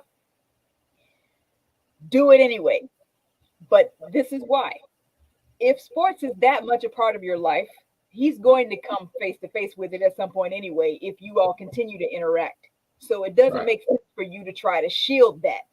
Even though, because it's sports, people are going to tell you that it's more a man thing than a woman thing. So he's the one who's supposed to take the lead on that. So you have to dumb down what you know to make him feel good about the little bit that he knows. That's foolishness. Mm-hmm. If sports is that big a part of your life, then he's going to need to recognize that, and he's going to need to make peace with it. There are guys who love for their ladies to watch the game and roar with them, and there are other guys who feel like that's my time for me and my guys, and I want my lady somewhere separate, because Yeah. Bunch of different crap. interaction. There's some guys who feel both of those things, but lying about the quantity of sports that you know is not the way to go. That's the Right. point for ladies on that one, as far as faking it is concerned. Now, this priorities.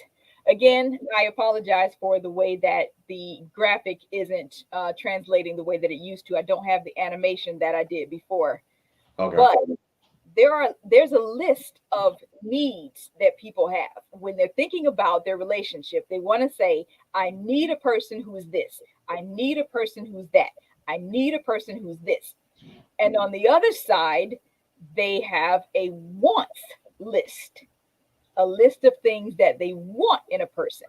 Now the needs are non-negotiables, deal breakers, and the things that you have to have for a functional relationship. One example of that would be if a woman were to say, I need a guy who understands that I do not want children.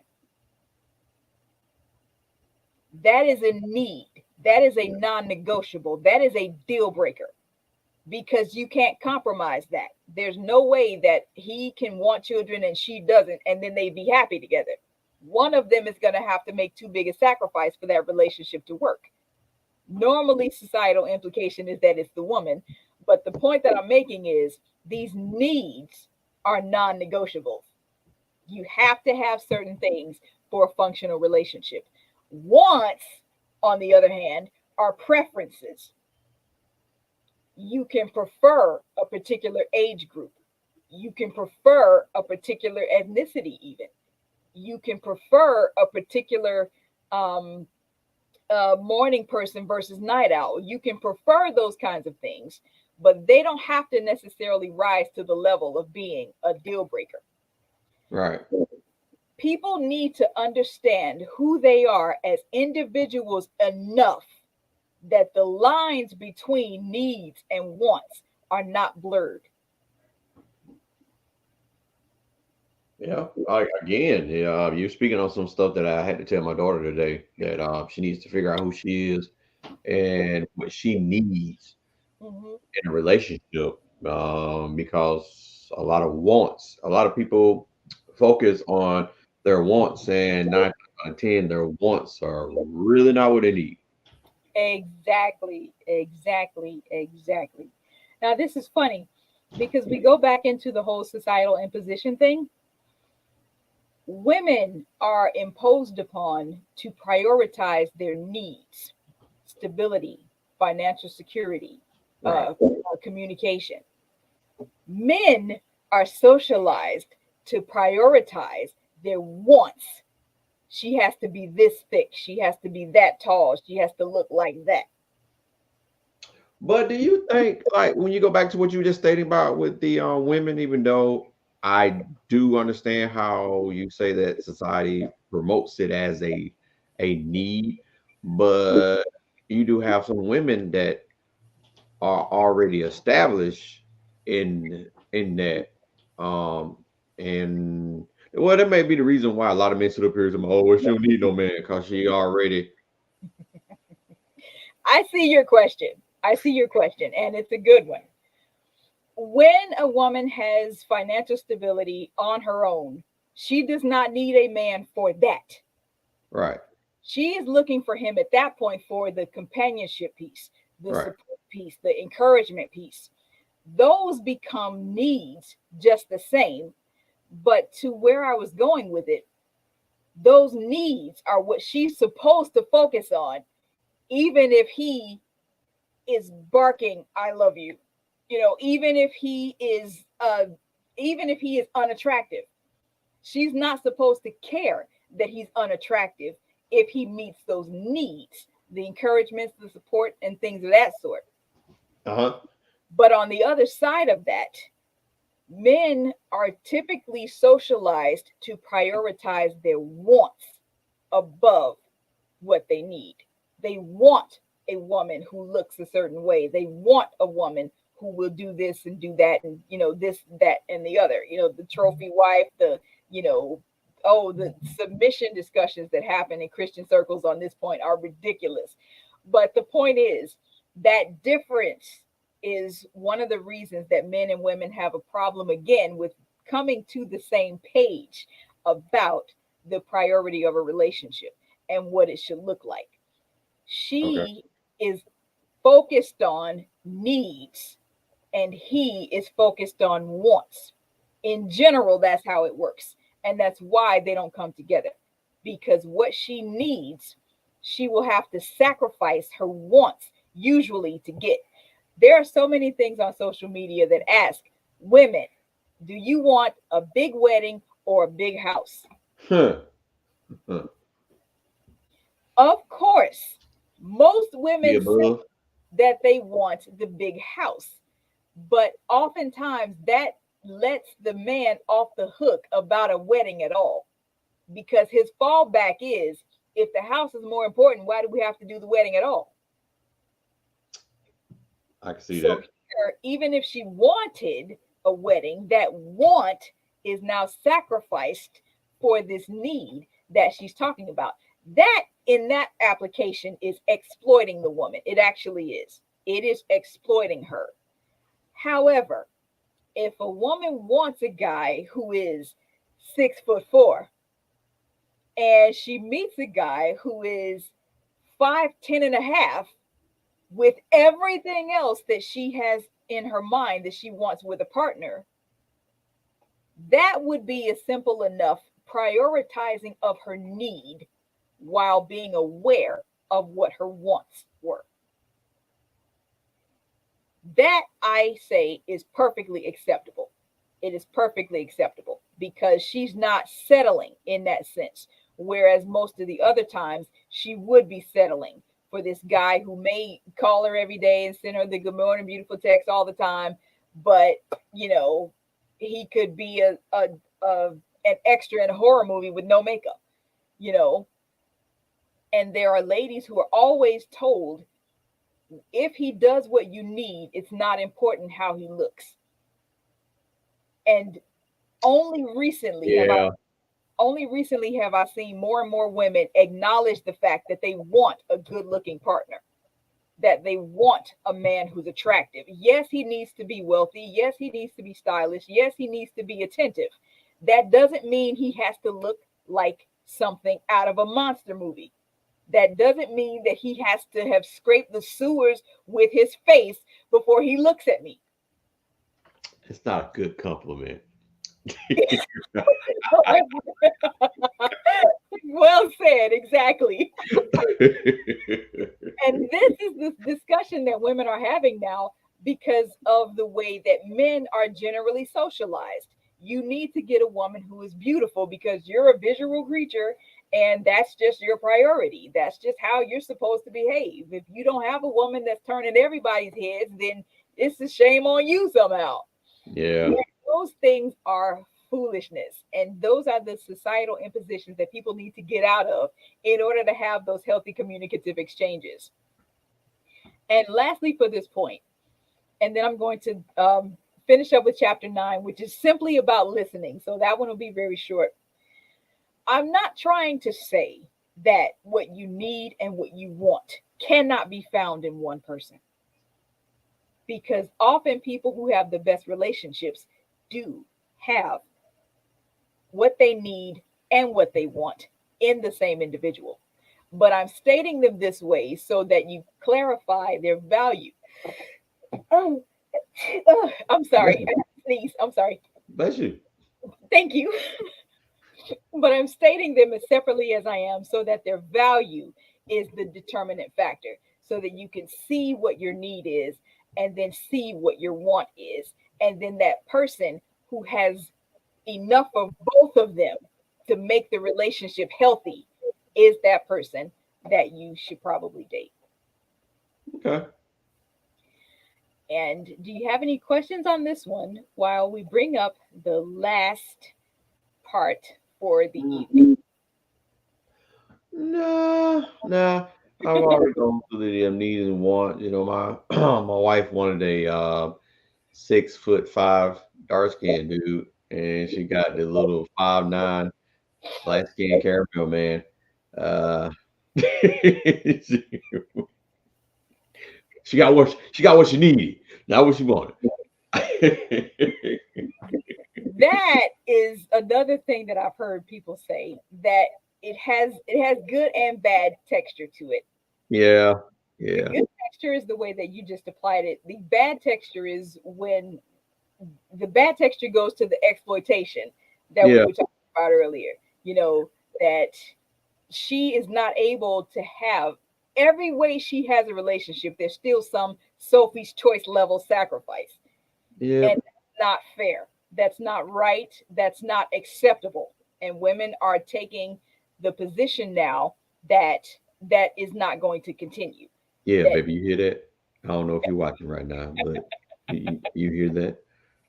it is perfectly acceptable for her as a woman to want an attractive man without being judged as shallow for it. uh, uh-huh. Yes, without being judged as shallow for it. Yeah. And as we close on chapter 8 and move quickly into chapter 9 on listening really is an art. That's what Mhm. we're talking about for chapter 9 right here. And as soon as this one loads, okay, this is done. And now I am bringing up chapter 9. Okay, doke. We have slides from Yep. All right. um, no, we just finished that one. I'm sorry. Oh, okay. Ah, now the sharing of the screen option has appeared to me when it didn't Oh, okay. before.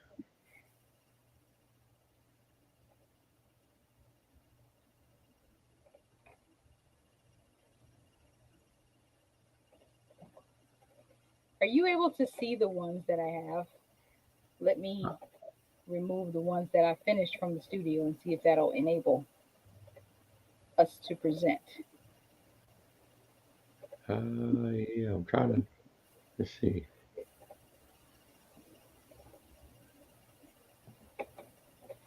Well, if we're having a difficulty with that one, I can just run through the points here since we're just talking about listening being an art. One of the differences between hearing and listening is the intentionality. Okay. You can hear because your ears work, but you listen when you deliberately engage those ears to receive information. And a lot of people play on the words, you heard me, but you're not listening, Mm. or listening, but you're not hearing me. Mm. Which It's one the of same the thing. technically, no, there's a difference. There's a very, very, very important difference. Okay. And let me see here. Let me try one more time if I can get the slideshow going. Okay.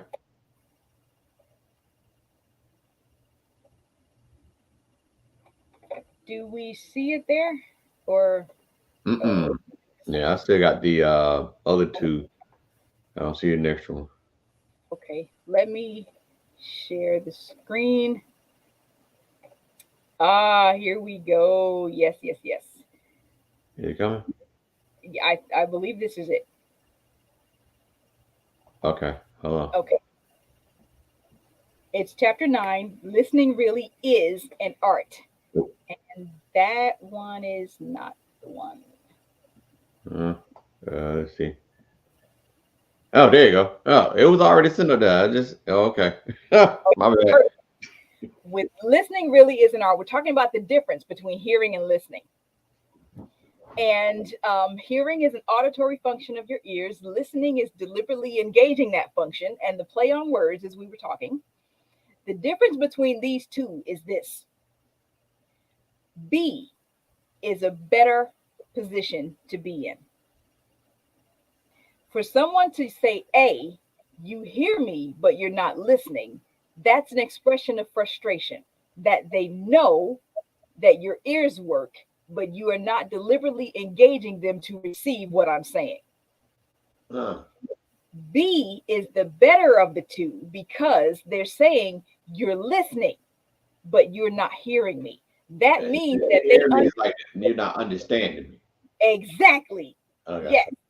And the play on words impresses people to believe that they're the same because they're the same words, but they're really not. There's really a substantive difference at the basis of these points. B is better because the person who is speaking is at least acknowledging you're trying to hear them. You're trying to understand, but it's not quite making it.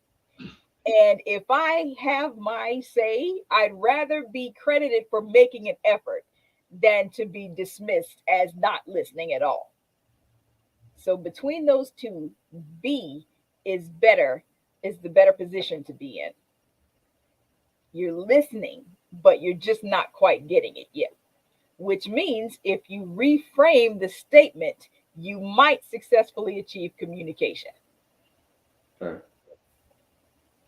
And that goes to the next step, venting versus problem solving when people are talking to you. Ask at the beginning of the conversation, are we talking to vent or do you need a solution? When that is laying out, people understand that the person I'm talking to right now doesn't really want me to answer the problem. They just want to share it with me. But recognizing that they just want to share the problem with you does not mean that you stop listening. The very next best thing to do is actively listen, engage them, let them know that you hear what they're saying and that makes a difference in their expression to you. That's another part of the vulnerability that Miss Smith was saying earlier, that interchange takes place, that you're listening to the other person and the other person is hearing you as well. Okay. And that's another thing that some people don't do. The reasons that people don't listen. This is a very general age grouping here. But if you're in your early 20s to mid 30s, you probably had at least one relationship, maybe two solid, long lasting ones. And if you're not listening to the person in front of you, it's probably because of a stereotype. You've assumed that because she's a woman, you're a man, she's not going to understand you. You've assumed that he's a man, she's a woman, they're not going to understand you. Or this woman only cares about shoes, she's not going to care about the car that I'm describing. Man only cares about cars, he's not going to care about the cake that I want to bake. These stereotypes are the reasons that people in their early 20s and mid 30s don't listen because of. But Right. if they're older than that, the subcategories are the things that stop people from listening. Now, what are subcategories? Subcategories are stereotypes that people have crafted from their own experience, not the general ones that society has laid out, like the shoes and the car and the cake and things of that sort. For example, there's a man who would say, every single woman that I have dated with a college degree is a narcissist. Oh. So now he's not going to date women with college degrees because everyone he's dated before has been a narcissist.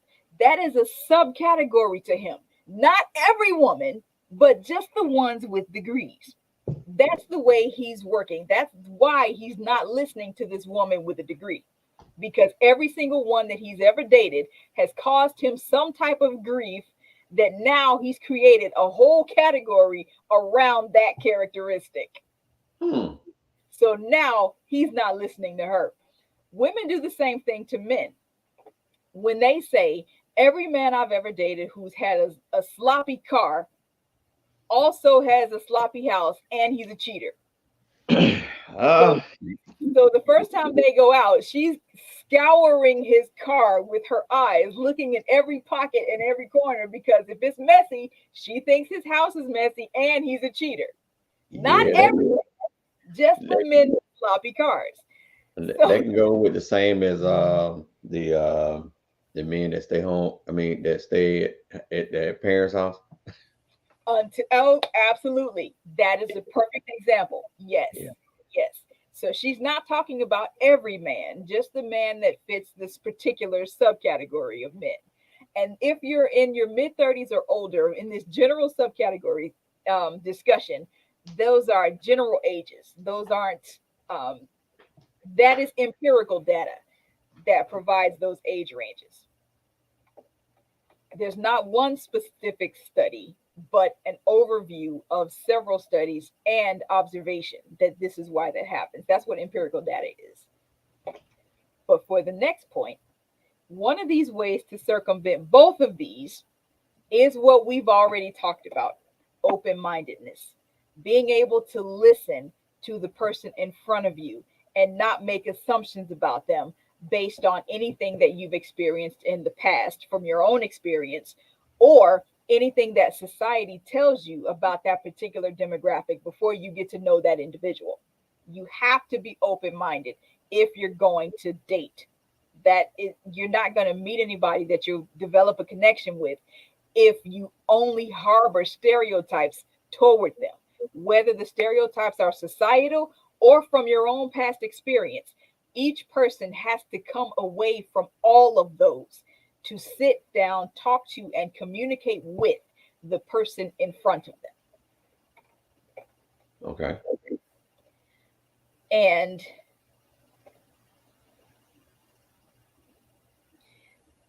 being passive aggressive is not listening. Passive aggression is any word or action that seems submissive, but it's really not. If someone asks you to do something and you say, yes, I'll take care of that, and then you don't, Uh-huh. that's passive aggressive. You didn't tell them, I'm not going to do what you said because I don't respect you enough to follow your instructions. You don't say that. You just say, yes, I'll do it, and then you don't. That's passive aggression. It's any word or action that seems submissive in the moment, but the outcome is retaliatory when you don't do what they've asked, when you don't respond in the way that your first presentation would have paved the way for. Now, people do this a lot with that example, when they agree to do something and then they don't do it. That's easier to them than saying, no, I don't want to do that, for whatever reason they don't want to do it. But this is the question: when you're listening to someone and you're waiting to defend yourself against what they're saying, is that passive aggressive? Mm.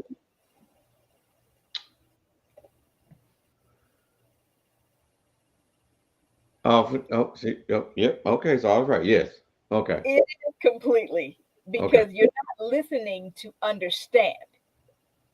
They've said something that has ticked you off, and all you're charged, wait, chomping at the bit to do is Yeah. pounce back on them for what they've said. So you sit quietly while they continue their rant, but nothing they're saying is reaching your understanding because you've decided that there's something you're going to say back, and that's the only thing that matters from here on out. Right. Even if the rest of what you've blocked out is how they got to where they are. And so when you listen just to reply, when you plan a defense of yourself, that really is passive aggressive. Now, of course, this does not mean that you cannot respond to concerns that have been raised and brought your attention. Yes, you can. You're supposed to, you should. But how you respond to those things is what we're talking about with this passive aggressive question. And it speaks deeply to listening being an art. You really have to know how to listen. And this is the question: when was the last time you used passive aggression? Was it in direct communication or scenarios, or do you recognize when you do that? And I don't really use it. okay, good, good, good, good. Yeah. I don't really use that. Fantastic. I ain't got time to be arguing. Right, exactly, exactly, exactly. And at this point, we have a note at the bottom that the next portion is chapter 10, which will be next month when I'm happy to join you all again. But I am thrilled to have been able to share with you for this 2 hour special all of the information we've talked about, common mistakes, we've talked about uh, the specific gender mistakes that men and women make towards each other, the reason that they don't communicate when they should be able to, and Uh, the tools to begin the trek toward healthy communicative exchanges with these last tips on how listening really is an art. Do you have any questions at the moment? no, I actually enjoyed the banter and the explanation on that um, women may be lying up about their period and PMSs and stuff, but I'm not going to say that. But let you me just let me stop while I'm ahead. I get beat up. passive aggression right there. But do outside of you returning to the show, do you have anything else coming up that we may be able to Well, um I have a post series that I've begun. I call right. it Sensible Sunday. It is on my Facebook page, Evelyn Whitney Books on Facebook. And Okay. every week I'll post a comment for thought. It may be a question or maybe a meditative thought, but those things are designed to facilitate the types of discussions that this material covers. So that if people don't get the whole thing in the big chunks that we break it off into, we can have it into bite-sized little pieces as well, and they can follow it throughout on my Facebook page at Evelyn Whitney Books on Facebook, and it's Sensible Sunday every Sunday morning. Every Sunday morning. All righty, look at there. We have next Wednesday the danger of fathering multiple kids with different partners. Mm-hmm. And our two guests are Miss Tori and Hannah. She probably gonna beat me if I say her name wrong. Gotta let her beat me next Wednesday. But so as of right now, those two guests will be on next Wednesday, and we will offload on that.